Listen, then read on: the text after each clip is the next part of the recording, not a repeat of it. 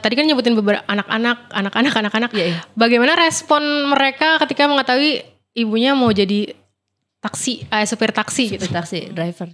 Aku kalau misalnya ada orang ini bener gak sih driver, orang-orang suka kayak nggak percaya kan? Iya. Kayak ini cuman settingan nih gitu.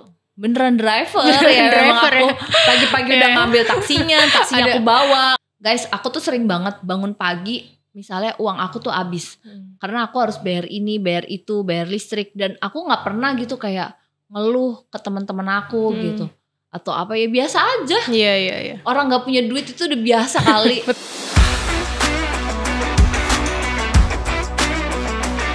Halo Sobat Pretty, balik lagi di Podcast Station, dan hari ini kita udah kehadiran dan kedatangan ya seorang perempuan dan juga seorang ibu, dan yang menariknya adalah pengemudi taksi konvensional, Kak Dian Puspasari.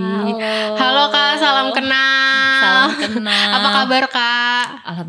Alhamdulillah baik Kak, terima kasih ya waktunya, sudah meluangkan waktunya untuk hadir di Podcast Station. Dan hari ini kita boleh ya Kak ngobrol-ngobrol, kenalan dengan Kak Dian. Karena kenapa kita mengajak Kak Dian, walaupun Kak Dian ini bukan anak komunitas ya Sobat Pretty ya, tapi Kak Dian ini videonya selalu lewat di FYP kita, di reels teman-teman di sini juga ya, di akun pribadi aku juga lewat terus ya kan. Terus selain itu juga udah mulai mondar-mandir nih di beberapa channel. Jadi kita semakin pengen tahu sisi lain dari profesi Kak Dian Puspasari. Boleh ya Kak ya? Boleh banget. Nih, aku aku nonton dari beberapa video, Kak Dian ini udah hampir 1 tahun ya Kak jadi pengemudi taksi konvensional ini. Ini kan katanya alasannya itu karena cari waktu yang fleksibel. Betul. Terus pengen juga kerja di perusahaan yang sudah aman lah gitu, dikatakan sudah settle. Tapi kan untuk saat ini ya Kak, udah banyak nih perusahaan atau kantor-kantor yang menerapkan WFH ya kan. Jadi kan bisa fleksibel juga. Nah Kak Dian nih gak pengen gitu jadi wanita karir pada umumnya. Oke, sebelumnya terima kasih banyak PTT Lubrikan udah diundang ke podcastnya. Jadi aku tuh kalau untuk jadi ibu karir itu sebenarnya karena kan memang keadaan aku yang udah single parent, suami aku udah meninggal, jadi aku mau nggak mau cari uang. Sebelumnya aku hanya di rumah aja kan, ngurus anak, terus aku punya hobi-hobi kayak make up, apa bikin nail art gitu. Cuman kan itu kan butuh modal yang besar, sewa ruko dan lain-lain gitu. Jadi sesungguhnya aku pilih pekerjaan ini tuh karena supaya aku bisa memenuhi kebutuhan hari-hari aja sih Kak gitu. Kalau untuk yang karir banget sih ya mungkin aku pengen juga sih kayak WFH gitu. Mungkin kalau sekarang online kali ya, jualan online gitu. Cuman kan kita berjualan online itu kan juga nggak langsung nggak langsung orang tahu, nggak langsung laku gitu, butuh proses. Nah akhirnya aku bekerja yang bisa sambil ngonten. Kalau mungkin di office kan kita agak susah ya kalau misalnya membagi waktunya. Mungkin di office kan jamnya kan jam bekerja, jam istirahat gitu. Pasti ada dong batasan-batasannya. Kalau misalnya kayak kerja di sini kan aku lebih bisa memanage waktu aku. Kayak misalnya kayaknya hari Senin ini yang aku kerjain pertama adalah jualan deh misalnya. Nanti jam sekian baru aku bawa taksinya. Atau dibalik aku olahraga dulu baru bawa taksi. Kayak gitu-gitu. Jadi kayak dinamis gitu loh. Jadi bisa berubah-berubah gitu. Nah itu kan orang hidup kan memang gak pernah selalu sama ya. Setiap hari gak bisa di template kayak bagus terus kan. Adalah besok anak kita sakit atau apa. Atau besok orderannya banyaknya tuh dari sore. Nah jadi aku mikir pekerjaan yang bisa diatur-atur kan ya di sini gitu loh. Pengennya sih WFH. Cuman ya sambil inilah. Yang penting sih kalau aku dari karir itu, kalau aku sih yang penting bisa jaga anak-anak sih gitu, bisa maintain anak-anak di rumah. Iya, tadi salah satunya karena Kak Dian ini kalau kita lihat dari sosial media itu juga membesarkan 7 anak ya Kak. Betul. Dan itu makanya butuh pekerjaan yang fleksibel. Tadi Iya. juga pas sebelum berangkat sini aku salut banget Kak Dian masih mikirin untuk tadi dulu ya Kak, aku nyiapin makan siang anak-anak dulu gitu. Terus kita kan juga wah ternyata Kak Dian masih menyempatkan loh. Jadi kayak nggak cuman pikirin kerja aja gitu ya, tapi juga mikirin urusan anak-anak juga gitu. Itu salah satu contoh ya dari pekerjaan ini tadi waktunya fleksibel ya Kak ya. Iya. Kadang-kadang anak-anak bunda galonnya habis. Kalau galon gitu-gitu udah ada langganan. Cuman kadang-kadang kayak apa nih yang harus aku datang gitu kan. Misalnya kayak yang berat-berat gitu. Kadang mereka bisa disuruh beli beras tapi yang ukuran kecil gitu. Tapi kan kadang-kadang aku yang beli kayak gitu-gitu. Jadi gimana ya, kayak kita saling kerjasama sih kayak gitu. Ada gak Kak kondisi dimana waktu Kak Dian lagi kerja nih, terus ada hal genting yang harus ke anak-anak nih gitu, pernah gak? Iya pernah. Misalnya apa tuh? Misalnya kayak waktu itu anak aku kan ada homeschooling kan anakku. Jadi ujiannya itu dari jam berapa sampai jam berapa. Nah itu aku gak bisa tuh bawa taksinya dulu. Aku harus pulang dulu, antar dulu gitu. Aku juga agak takut ya anakku kalau aku naikin kendaraan umum zaman sekarang gitu kan. Jadi ya aku pulang dulu terus nanti aku balik lagi kayak gitu. Terus aku jadinya harus ya udah jam 9 udah tidur. Kadang aku jam 2 pagi belum tidur karena setoran taksinya kan misalnya udah larut. Terus harus antri pom bensin dulu kayak gitu. Jadi kan kalau di taksi ini kan taksi berangkat itu kan full tanki. Jadi pulangnya harus full lagi. Nah kadang-kadang tuh aku tuh harus nunggu buat antri apa ya. Tahu kan kalau di buat masuk poolnya ya. Buat masuk pool itu kan harus ngantri bensin dulu. Nah itu tuh yang kayak gitu-gitu kadang-kadang aku udah ngantuk banget kayak gitu. Jadi ya paling kayak gitu sih.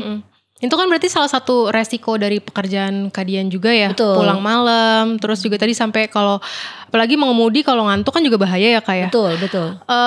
Resiko lainnya apa sih Kak? Resiko ya pasti ya kalau kita tapi kalau di perusahaan taksi ini jadi misalnya kamu setorannya jam 10 gitu ya, jam 10 malam. Nah itu kamu ada waktu sekitar 4 jam itu kamu harus istirahat. Setelah itu kamu baru bisa pairing kamu punya NIP absensi gitu. NIP absensi sama software sama hardware-nya itu loh yang di barcode di dalam taksi itu kan kita scan tuh supaya kita bisa nyala kita gitu kan. Nah itu ada waktunya Mbak. Kalau dari resiko-resiko tadi, terus salah satunya juga pulang malam dan lain sebagainya. Gimana cara Kak Dian tuh buat memantapkan ya keberanian Kak Dian ngambil profesi ini gitu, yang tidak biasa ya maksudnya. Aku tuh tadinya awalnya bingung ya mau kerja apa gitu kan. Mau kerja yang kayak 9 to 5 gitu. Terus kalau anak-anak butuh apa-apa kayak tadi ujian, terus misalnya dia mau apa abis di rumah atau misalnya ada yang sakit, kan nggak enak dong kalau sama bosnya bolak-balik gitu kan. Atau anakku kan misalnya suka ada pertandingan olahraganya dia, itu kan aku kan butuh uang juga, aku juga waktunya nggak banyak gitu. Nah kalau di sini aku bisa adjust gitu loh Mbak gitu. Terus kalau misalnya kalau ada apa-apa itu ya kan di perusahaan ini tuh udah secure lah gitu untuk kita kerja gitu. Jadi dengan pertimbangan tersebut Kak Dian berani untuk ngambil pekerjaan ini gitu. Ya itu tadi karena ya selain fleksibel waktunya, terus juga aku perusahaan ini kan udah lama ya. Betul. Udah lama, udah 53 tahun.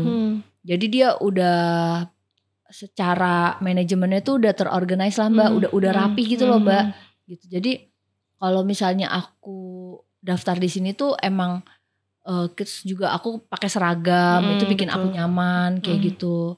Terus juga mobilnya bagus karena kan emang kayak apalagi Dian kan bawa taksi bandara ya gitu. Jadi mobilnya harus yang bagus-bagus kayak gitu-gitu. Terus juga nggak pusing mikirin nyucinya, ke bengkelnya atau ganti oli kayak gitu-gitu. Jadi Dian pikir ini lumayan lah buat aku ini gitu. Tadi kan nyebutin beberapa anak-anak. Bagaimana respon mereka ketika mengetahui ibunya mau jadi supir taksi gitu. Supir taksi, driver. Ya waktu awal itu aku kan briefing dulu nih sama anak ngobrol. Bunda harus kerja nih. Apa ya pekerjaan. Nih Bunda kepengen jadi supir taksi aja, boleh nggak gitu. Karena aku lihat kalau driver tuh kan di perusahaan ini tuh ada pangkalan resminya. Nah masalahnya kalau misalnya kita jadi driver terus kita nggak bisa punya pangkalan resmi, nggak tahu harus berhenti di mana, kan capek ya Mbak ya gitu. Terus aku tanya sama anak-anak, terus anak-anak coba Bunda kita lihat dulu ininya kayak gimana perusahaannya, terus aku cari di YouTube. Oh anak-anak support ya, kayak ngajak dari untuk awal, riset gitu. Terus kita nonton di handphone gitu rame-rame, kita buka YouTube-nya. Ternyata ini pendirinya ini adalah seorang single mom juga, single parent yang suaminya juga udah meninggal. Terus dia akhirnya dari dia berjualan kayak gitu, akhirnya dia ada kendaraan, akhirnya dia dan anak-anaknya itu kan menyewa-nyewa mobilnya itu, terus jadilah usaha taksi ini. Jadi kita terinspirasi juga gitu sih. Jadi anak-anak juga ikut support dan kan dia suka yang nganter anak-anak. Kalian malu nggak sih gitu? Mereka sih bilang enggak kok, nggak malu. Nggak ada yang malu. Kalau kan apalagi kalau misalnya jemput mereka tuh pakai baju, masih pakai seragam. Iya. Aku bukannya apa-apa ya, memang kegiatan aku selain aku konten kreator, aku juga ngurus anak, aku juga jadi driver. Ya udah gitu Mbak. Jadi aku ke pasar sambil nenteng anakku, sambil aku bawa taksinya, kadang aku sambil nganter anakku pergi olahraga, aku bawa taksinya. Kadang aku sendiri juga ketemu teman-temanku, aku bawa taksi. Ya emang ya maksudnya aku apa adanya diri aku aja gitu. Dan anak-anak tuh nggak malu gitu loh, kayak misalnya di depan teman-temannya. Dan teman-temannya tuh nggak ada yang ngejek gitu, nggak ada sih. Kayak apa ya, baik semua. Dan mungkin ini salah satunya karena Kak Dian juga ketemu orang-orang yang baik, lingkungannya juga yang baik, jadi semuanya juga support, nggak ada yang mungkin kalau dulu ada beberapa orang yang terkesan merendahkan. Tadi juga dari lingkungan anak-anaknya juga nggak ada yang ngebully anak-anaknya, ya kan? Itu jadi apa ya? Jadi kayak senjata nggak sih, atau kayak bahan bakar Kak Dian untuk lebih percaya diri setiap harinya? Iya dong. Kita juga sebagai seorang ibu, sebagai single mom, kita tuh jangan pernah malu gitu. Jadilah diri kita apa adanya gitu. Saat kita dalam keadaan posisi apapun, ya kita jangan berusaha nutupin, anak-anak nggak tahu, terus kita pura-pura, terus akhirnya kita jadi flexing atau apa gitu. Nggak perlu sih, nggak perlu jadi orang lain gitu. Ya jadi diri sendiri aja gitu. Mereka kan bisa merasakan ya gitu. Sungguh-sungguh bangunnya pagi, kerja gitu, terus pulang bawa hasil ditunjukin ke anak-anak gitu, terus fokus kayak gitu. Jadi orang apa ya, sebelum orang menghargai kita menghargai diri kita sendiri. Gitu kan. Banyak ya orang yang kalau udah jadi single tuh bingung, akhirnya sibuk nyari pekerjaan atau mungkin berharap apa ya kayak kalau bahasa sekarang tuh ngarep dikasihani gitu. Dikasihanin kayak gitu-gitu. Itu aku enggak sih. Jadi mungkin ya pembawaan aku yang kayak gitu tuh membuat anak-anak tuh jadi kayak nyaman aja sih gitu. Dan aku percaya diri aja gitu. Kalau kemana-mana tuh kayak aku nggak malu, aku driver gitu. Karena menurut aku ya memang aku bisanya ini gitu. Dan menurutku pekerjaan ini tuh menyenangkan gitu. Dan aku happy banget kerja di sini. Yang apa ya, nggak perlu minder, nggak perlu gengsi juga ya Kak ya. Iya. Karena dari pekerjaan ini Kak Dian itu tadi bisa membesarkan 7 anaknya, terus juga anak-anaknya juga happy semuanya. Iya betul. Kalau kita udah menerima diri kita apa adanya, pasti orang lain juga ikut merasakannya ya Kak. Iya betul. Nah Kak Dian ini ke anak-anak juga nerapin gak sih kalau kita tuh harus mandiri, harus kerja keras, terus harus nggak boleh malu, harus tadi kerja keras, mandiri, percaya diri, semuanya ke anak-anak diterapin ke dari Kak Dian. Ya, aku menerapkan itu berikut mencontohkan juga ya gitu. Gak ada orang tua yang sempurna ya. Kita semua manusia gak ada yang sempurna. Tapi kita selalu mengajarkan kebaikan-kebaikan. Nah kebaikan itu kan berasalnya dari kita dulu gitu. Menurut aku tuh jadi bisa introspeksi diri aku sendiri berkat mereka gitu. Jadi aku ngajarin kemandirian itu juga sebetulnya juga nerapin ke diri aku sendiri kayak gitu. Contohnya kayak aku tidak bergantung kepada orang lain. Banyak orang-orang yang terus berpikir, aduh gue harus nikah nih sama yang berduit, yang gini gitu supaya terpenuhi gitu. Tapi sebetulnya itu kan mindset mereka aja kayak gitu. Ya boleh-boleh aja sih kalau mau milih, tapi kadang kan kita memutuskan untuk kita mungkin mencari apa ya orang tua untuk bisa sama-sama itu kan gak mudah gitu kan. Nah, jadinya aku selalu ngajarin ke anak-anak bahwa kita itu harus mandiri gitu. Kita gak boleh bergantung kepada anak, orang tua, mungkin saudara, apa ya, mertua, pada siapapun lah gitu. Jadi ya memang harus punya kemandirian gitu. Pertama itu mandiri, terus ya pasti dia ditanamkan apa ya, ya kalau di keluarga tuh harus ditanamkan agama ya gitu, kedisiplinan ibadah kayak gitu. Mau apapun agamanya ya anak-anak tuh harus dikenalkan gitu, supaya dia punya keyakinan, kepercayaan gitu. Kamu yakin, percayakan Tuhan akan menolong gitu. Ya udah diajarkan untuk ketika dalam keadaan sulit itu bagaimana untuk mandiri. Itu bukan mandiri sendiri, tapi dia mandiri ketika gak ada kita tuh dia bisa beribadah, percaya dengan apa yang dipercaya, agama kepercayaannya, dan dia berdoa sendiri kayak gitu. Itu penting banget sih, dan itu dilakuin sama anak aku yang pertama. Jadi dia kami kan muslim ya, jadi dia setiap hari tuh sholat tahajud, gak pernah putus. Dia puasa Nabi Daud. Itu dia lakuin, akhirnya dia dapat beasiswa sekolah bahasa Mandarin. Jadi dia dan ternyata tuh pas aku cek itu nilainya selalu 100 gitu. Itu maksudnya jadi contoh buat adik-adiknya gitu. Kalau kamu mandiri, banyak rajin berdoa kayak gitu, pasti ada hasilnya gitu. Dan ya banyak harus dicontohin terus gitu. Kita gak bisa tuh kayak template, udah kamu gini dong, itu gak bisa. Kitanya harus nyontohin. Iya betul. Gitu, nyontohin gitu. Walaupun itu setiap hari tuh ada aja kegagalannya ya. Kadang bisa diarahin, kadang enggak. Tapi aku gak pernah putus asa. Aku gak pernah putus asa bahwa aku gagal atau capek, gak ada. Ya biasa aja kalau gagal ya udahlah.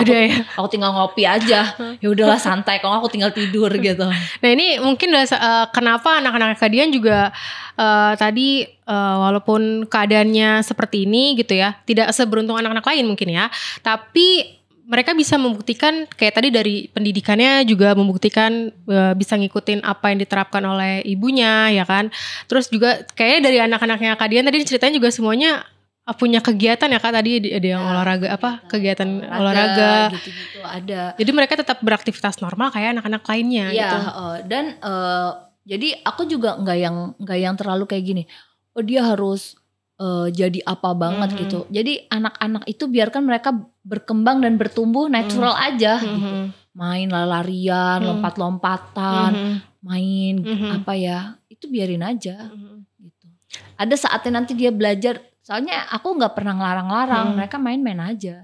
Karena dunia anak-anak tuh dunia bermain. Betul. Main gitu, tapi dikasih tanggung jawab ibadah, itu nomor 1.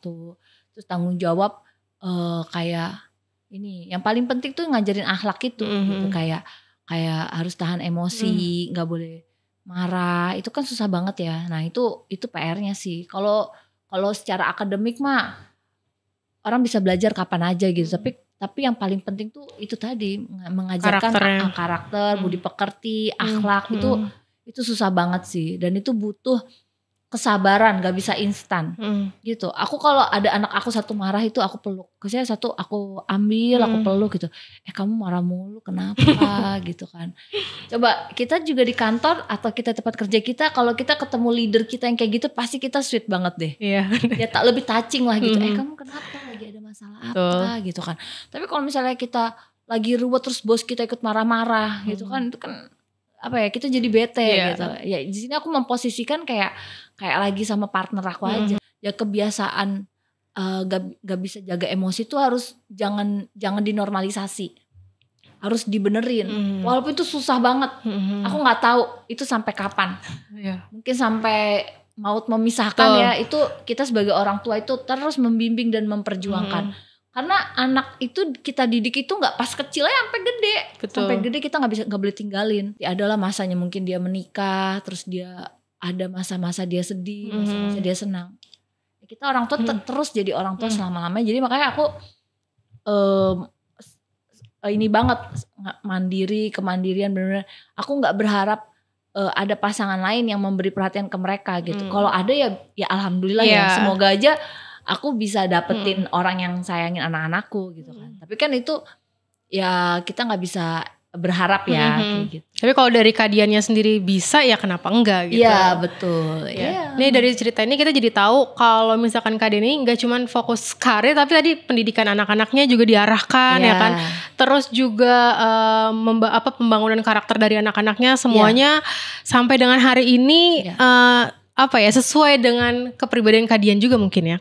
Karena dia melihat dari kebiasaan ibunya, terus juga karakter ibunya dari bagaimana ibunya kerja keras, mandiri, terus juga pintar cari uang juga, bertanggung jawab juga pastinya. Itu betul. Nah, kalau misalkan tadi balik lagi ke pekerjaan Kak Dian nih.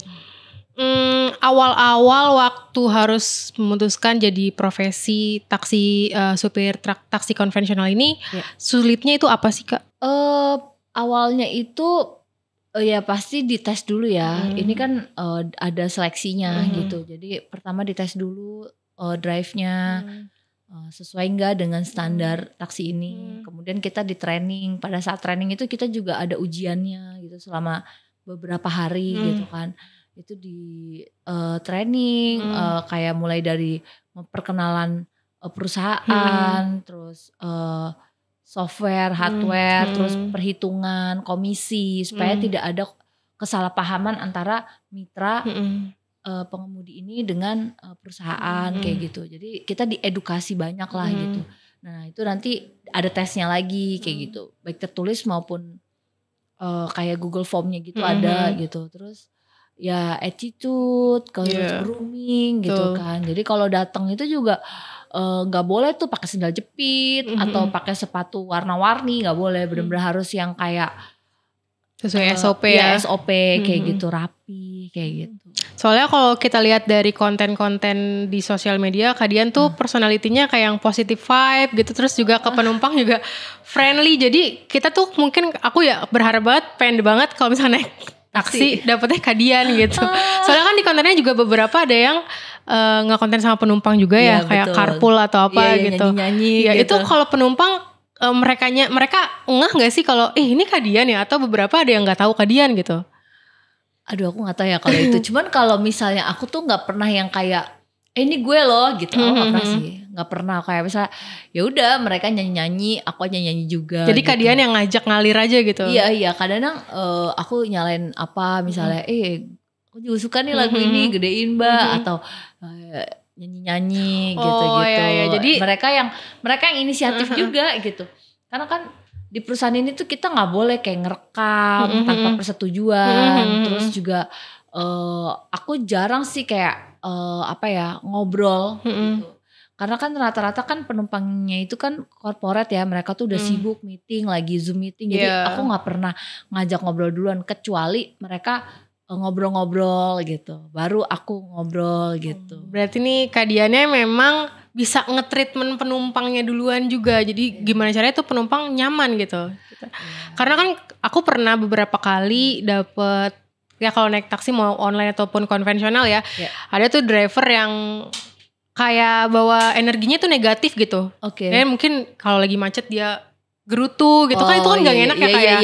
Kalau dari POV pengemudi paling gak enak tuh dapet penumpang yang kayak gimana Kak? Aku sih belum pernah ketemu ya yang bawel. Soalnya rata-rata penumpang yang naik itu baik sih gitu. Gak tau ya aku ya, gak tau kalau yang lain ya. Mungkin karena Kak Dian taksi dari bandara juga kali ya. Enggak kok, aku bandara baru. Oh baru. Sebelumnya aku reguler. 1 tahun itu aku reguler. Jadi ini dapat penumpangnya juga yang enak-enak aja gitu. Iya, aman-aman aja sih. Jadi mereka rata-rata orang office, pulang kantor, berangkat ke kantor, mau meeting, mau makan siang. Ya gitu-gitu aja kalau di Jakarta ya. Dia nggak pernah menemukan yang kayak dimarah-marahin gitu. Belum sih, belum. Jangan sampai ya Kak. Ya, jangan sampai ya benar. Tapi oke sih, maksudnya kalau di taksi ini kan rata-rata orang-orangnya juga udah well attitude lah gitu betul. ya. Mereka juga nggak yang ngomong sembarangan ke kita atau godang-godain kita gitu nggak ada. Karena mereka kan juga dinaungi dibawahi sama perusahaan besar juga, jadi mungkin nggak akan berani buat kurang ajar sama penumpang gitu ya. Iya. Tapi kalau misalkan kurang ajar sama penumpang, pengemudi. Kurang ajar sama pengemudi ya. Nah, tapi Kak Dian sendiri kan kalau kita lihat di sosial media nih, kan ya ada beberapa kasus kejahatan yang ya korbannya ya pengemudi taksi gitu, mau online ataupun konvensional. Pernah nggak sih Kak Dian kayak takut atau khawatir gitu? Enggak. Soalnya jadi tuh di taksi ini tuh ada kayak panic buttonnya gitu loh Kak. Oh, aku baru tahu. Jadi kalau misalnya kita ada apa-apa, kita bisa langsung panic buttonnya itu emergency. Ini baru tahu loh sobat PTT. Makanya kalau di taksi itu kan ada lampu kuningnya itu kan, nah itu tuh bisa nyala. Itu kayak terintegrate gitu loh sama head office kita kayak gitu-gitu dan pasti langsung bluebird lainnya akan mendekat kayak gitu. Dan kelihatan ya dari unitnya tuh adanya di mana gitu. Iya lagi di mana, lagi diapain orang kayak gitu. Ini aku beneran baru tahu nih juga info nih buat sobat PTT. Jadi kalau naik taksi ini ya aman banget soalnya ada panic buttonnya. Amit-amit misalkan si pengemudi sama si penumpang kena begal di jalan Iya, itu bisa ditekan. Bisa ditekan. Terus kita kan juga kacanya bening ya, jadi kelihatan kalau ada orang yang ibaratnya nge-scam kita atau kayak gimana tuh kayak kelihatan sih Kak dari luar gitu. Ya, ini benar-benar informasi tambahan nih. Iya. Terus juga personality Kak Dian nih sebagai pengemudi taksi itu beneran kan Kak? Bukan gimmick ya? Bukan. Ini juga karena ada dari komen-komen yang kayaknya cuma gimmick atau apa. Karena dari looknya Kak Dian good looking gitu, kayak sengaja di-create sebagai content creator. Ya udah gimmicknya sebagai pengemudi taksi gitu. Aduh. Dibilang good looking guys. Ya mungkin karena aku suka bikin video-video aja sih mungkin gitu. Jadi mungkin orang lihatnya. Tapi sih aku kalau misalnya ada orang ini bener gak sih driver, orang-orang suka kayak gak percaya kan. Kayak ini cuman settingan nih gitu. Beneran driver ya. Driver aku pagi-pagi udah ngambil taksinya aku bawa. Ada lisensinya gitu. Iya. Kalau misalnya kalian sering lihat aku ada di pangkalan-pangkalan tuh bener banget. Emang aku lagi bawa taksi. Kayaknya gitu. Terlalu niat ya Kak kalau buat jadi content creator pagi-pagi udah di pool gitu. Iya bener banget. Sampai kemana-mana bawa unit taksinya tuh terlalu niat ya Kak. Iya bener, terlalu niat dan capek kali. Gak mungkin setiap hari dia pasti bawa taksi gitu kan. Iya bener lah gitu. Sebenarnya apapun sih pekerjaan kalau menurut aku, yang penting kalian nyaman aja gitu. Kak Dian kan kontennya udah melalang buana di mana-mana nih ya. Nggak cuma di satu platform, di hampir semua platform sosial media, di TV juga ya kan. Terus dari perusahaan mereka udah notice belum Kak? Tahu kok, udah tahu gitu, udah tahu dan juga pernah dipanggil juga sama CEO-nya juga, alhamdulillah. Ketemu juga, langsung ketemu gitu, yang ngobrol-ngobrol kayak gitu. Ya mereka positif sih, positif dan welcome banget sih Dian. Yang penting ada beberapa poin yang harus diperhatikan gitu ya, betul. Karena kan bawa identitas perusahaan ya Kak ya. Betul. Dapat ini nggak sih Kak keistimewaan nih, karena kan Kak Dian bangun personal branding juga ya dari perusahaan, mungkin dapat keistimewaan kayak misalkan dapat bonusnya lebih ini atau apa dibanding dengan driver lain, atau sama aja treatmentnya? Sama aja sih, enggak ada beda. Gak ada beda. Maksudnya kayak dibedain terus dia jadi ada gajinya iya, gitu. Betul, enggak ada. Aja. Itu kan personal branding itu kan sebenarnya kalau kita jadi ibaratnya mitra atau karyawan ya, memang kita kalau mau maju kita harus punya personal branding gitu sih. Emang sekarang udah saatnya gitu. Betul. Menurut aku orang udah harus punya personal branding kayak gitu. Dan sejauh itu kontennya masih baik sih, menurutku mereka oke sih gitu. nggak ada tuh kayak dibedain gitu-gitu, nggak ada. Sama aja sih, sama aja kayak pengemudi-pengemudi lainnya gitu. Ya kalau misalnya nanti one day dia ditawarin iklan ya boleh lah itu mungkin ya. Terus nanti dikontrak gitu. Itu kan ceritanya beda ya, enggak sih, enggak. Sejauh ini kan kontennya emang personal Dian.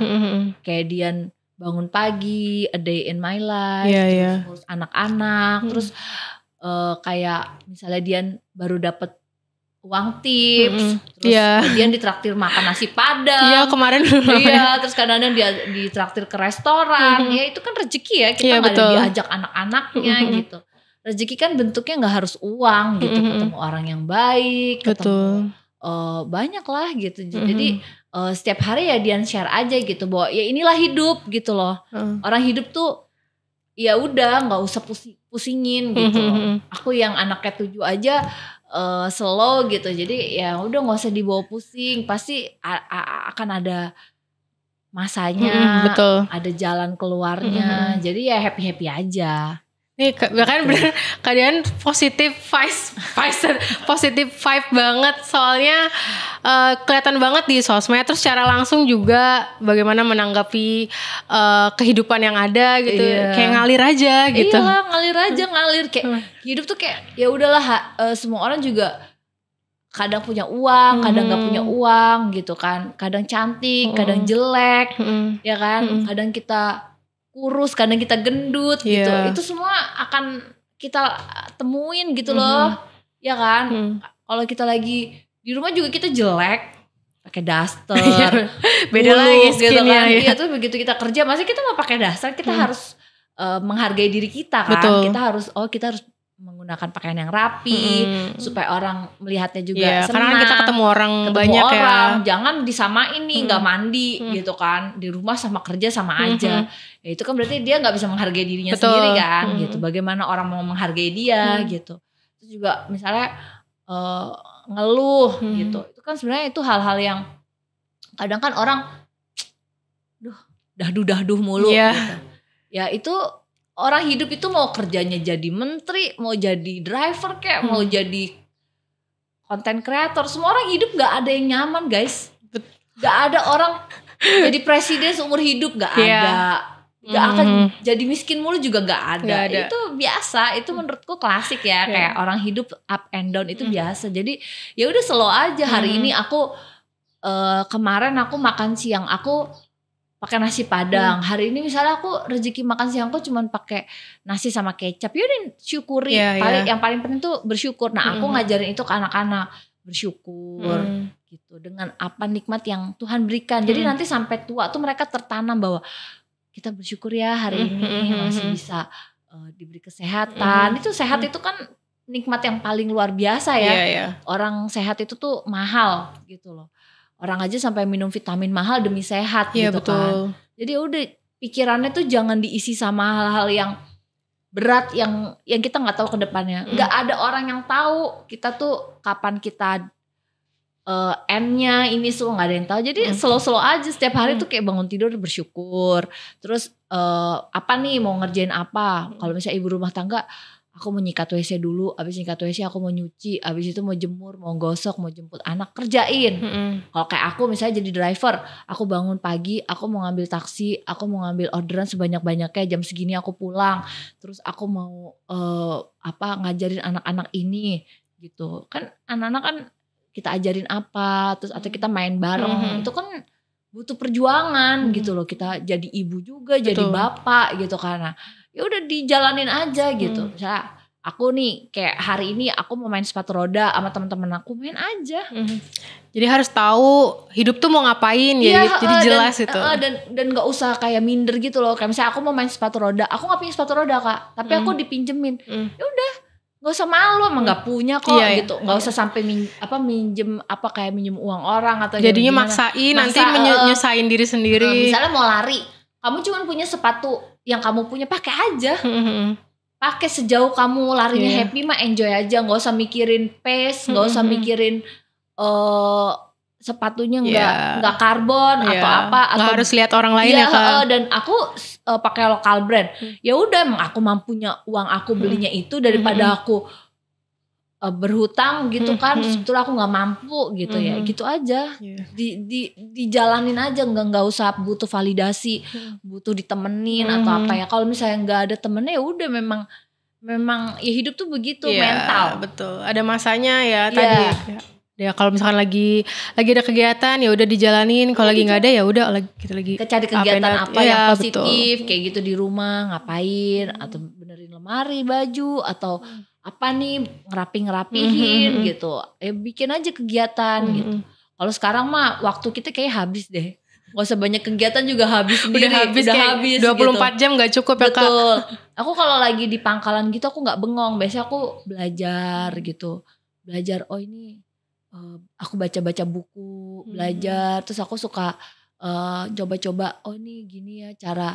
Aku kan pengen affiliate, terus belajarnya gimana supaya aku bisa passive income kayak gitu. Harus seperti itu sih emang sekarang tuh. Iya harus gitu. Nah dari kita yang banyak keuletan dan kita bisa memanfaatkan waktu, terus kita juga punya banyak ide-ide selalu punya inovasi-inovasi, itu tuh dilihat loh sama anak-anak, sama lingkungan, betul. ya kan? Orang tuh ngelihat, oh ini dia ini ngerjain ini gitu. Dan setiap orang kan beda-beda ya, cobaannya beda, gaya hidupnya beda. Nah itu disesuaikan aja dengan kebutuhan kalian gitu. Yang pasti gak usah pikirannya jangan terlalu larut, gitu. Nanti cepet lelah gitu, cepet sedih gitu, tuh itu jangan sih. Ini ilmu lagi aja nih dari Kak Dian ya.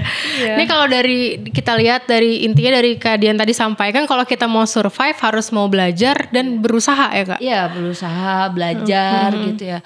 Belajar kan orang belajar tuh kan sampai kapanpun kan. Betul. Gitu belajar jadi orang tua, belajar jadi driver yang bener gitu, misalnya apapun lah yang ini gitu. Tiap harinya harus jadi orang yang lebih baik ya Kak. Iya lebih baik, belajar aja. Misalnya gagal pulang lagi, jangan putus asa, jangan menyerah kayak gitu. Kadang kan orang suka udahlah nggak maju-maju nih di sini gitu. Ya aku pernah nonton podcastnya salah satu YouTuber itu, dia keluarganya juga banyak gitu ya, mungkin kalian bisa tahu gitu kan, Gen Halilintar itu aku pernah lihat.